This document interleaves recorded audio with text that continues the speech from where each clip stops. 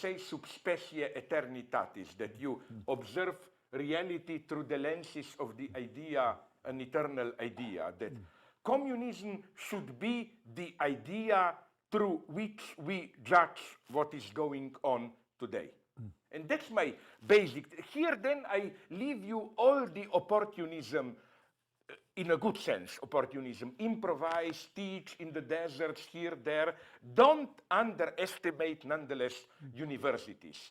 I think that what you suffer here now, with all this financial crisis, in Europe, even worse, so-called Bologna reform, more and more, you know, universities are becoming a bastion of something which threatens the predominant form of domination, which is why more and more they try to streamline, to make universities, as they put it, you know, it's very popular in Europe to say today, universities shouldn't be an ivory towers of knowledge which is of no use to anyone. They should serve concrete needs of the, you know, this, don't be ashamed of university knowledge. It's getting more and more precious, and I claim we need it more than ever today.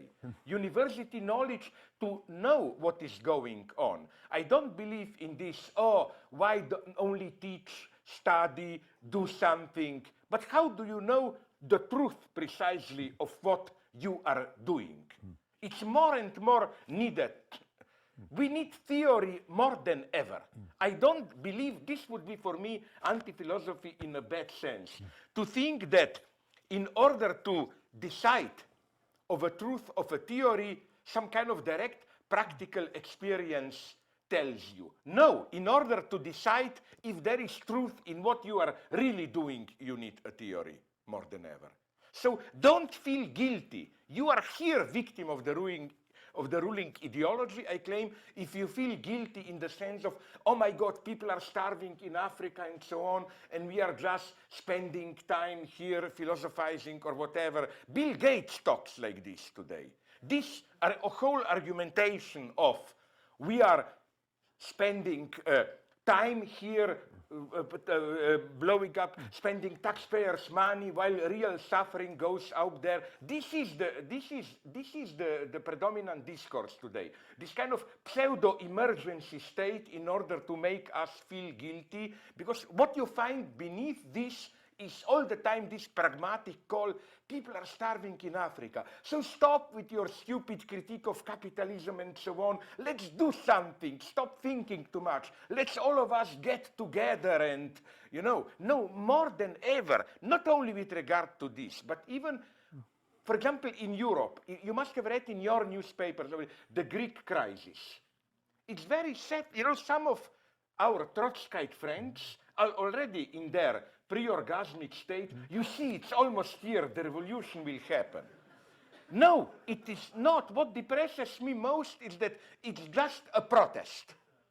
But there is, except of some vague calls to solidarity or return to welfare state, first, even what the Greeks want, it's pure reactive politics. They basically want to keep the old privileges.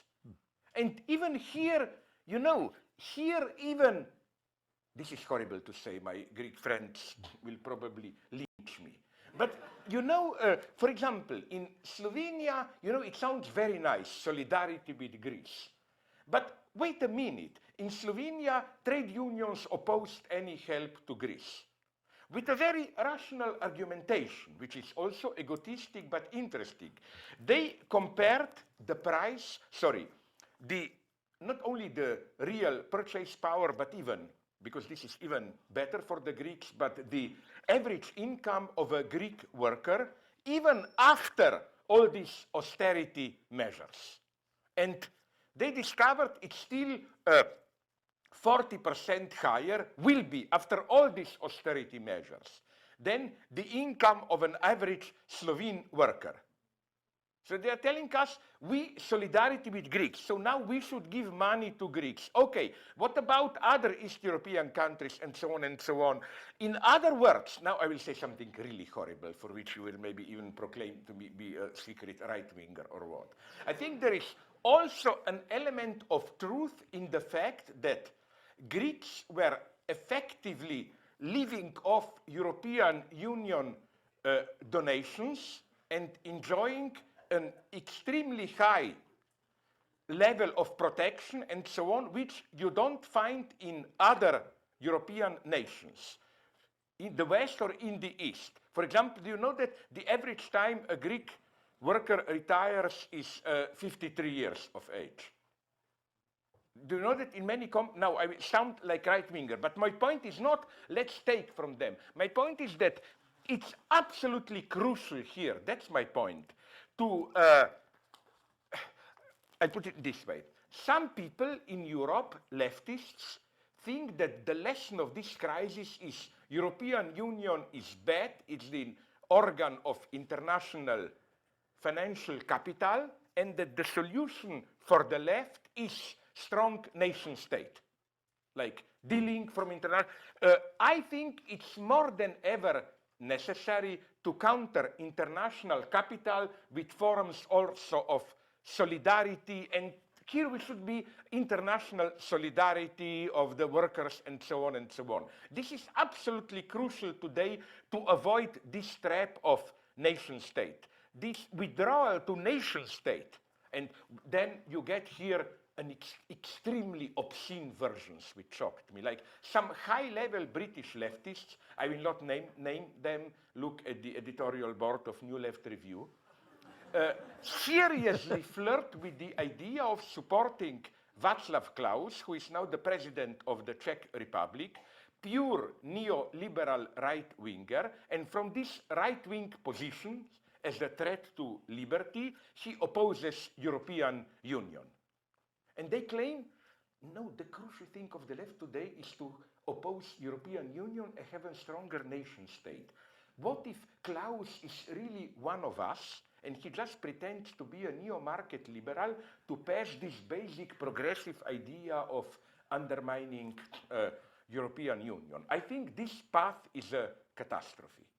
I think that it's so important to insist that since capital is global, the only way to counter it, it's not nation. If we found resistance at nation-state levels, then this is the ideal field of the capital, which then can play one nation against the other, outsourcing and all those games. Everything will be decided at this level. And here again, we need theory. What they need in Greece is theory. That is so depressing for me if you follow the Greek events. Absolutely, it's just, you know, popular fury. So what I am afraid is that when people will be disappointed by the impotence of leftist demands, you will get the right-wingers. You will get other types of national. And this is the true catastrophe of the European left today, as I like to repeat. How, my God, this old polarity of two main parties which address all the population, center-right, center-left, and then some fringe parties, is being replaced by another polarity. One big, let's call it liberal capitalist party, usually tolerant, pro-abortion, blah, blah, and then the only opposition, a violent anti-immigrant, openly racist party. It's happening, that's the catastrophe, in Eastern Europe, Syria, Romania, Hungary, even in the West, Belgium, Netherlands, and so on and so on. And again, in this situation, again, theory is needed absolutely. So don't fall into this romantic of some kind of a, how should I put it, immediate, authentic action, and so on and so on. It's absolutely crucial today, more than ever, I claim, to stick to theory. So don't be ashamed that you are here. You are privileged, but then instead of, in this typical petit bourgeois way, feeling guilty of, oh, people are starving and I'm here spending, use your privilege to learn, to study, and so on, and do something. Yeah, another example, yes, Middlesex University, philosophy department cancelled. Here you can see how real are these struggles, my God. Definitely, it's incredible under what target all around Europe is today this so-called useless higher education and so on and so on. It's so again, if you play this game of who needs useless academic knowledge, you are playing the game of those in power. But okay, let's not lose time. Yes, in one word. You know, the global situation today, one remark, you observe how we pass from a very precise question, is Lacan an anti-philosopher, to something very different. What is the planetary situation today? But it's a very interesting logic. The global situation today is a situation very near the situation in the middle of the 19th century. A situation where practically the capitalism is the future for everybody. There is no idea, in the strong sense of the word, of something else. And it was the case during the first part of the 19th century. So the question of action, of what we must do and so on, is a very difficult one. What is the way in the 19th century? We find two different things. First, some revolts, some actions, some process of organizations, which are in the form of multiplicity for the case. There is no unity of all that.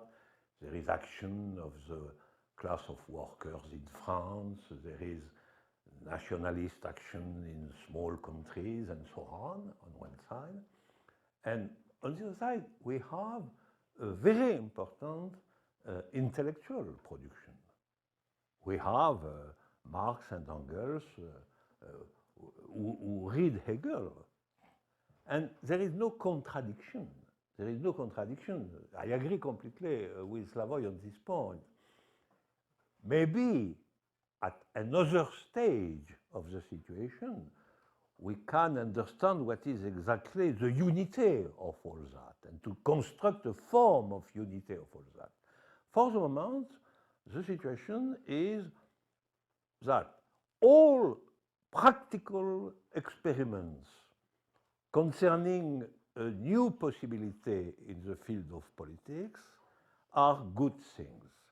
And we have to examine the sense, the orientation, the new invention of all local experimentations.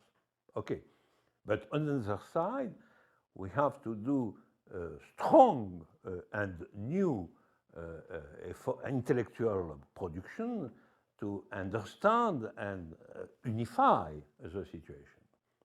And the most important point is to have a global